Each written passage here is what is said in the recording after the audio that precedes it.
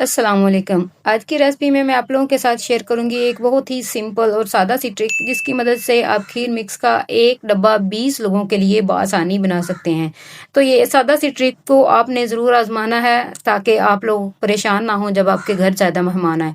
तो करना क्या है, जो इसके लिए खीर मिक्स बनाने के लिए आपने दूध लेना है वो 2 से 2.5 लीटर के राउंड अबाउट लेना है।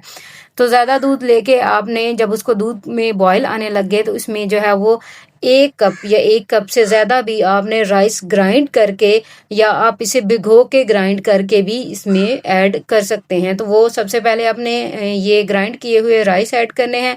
2 से 3 मिनट के लिए इसको पकने देना है और उसके बाद आपने लजीजा खीर मिक्स का 1 डब्बा जो है वो इसमें ऐड कर देना है। तो लजीजा खीर मिक्स ऐड करने के बाद इसको आपने थोड़ा-सा ज़्यादा पकाना है। नॉर्मली जितना टाइम हम खीर को देते हैं उससे ज़्यादा टाइम आपने इस पे लगाना है।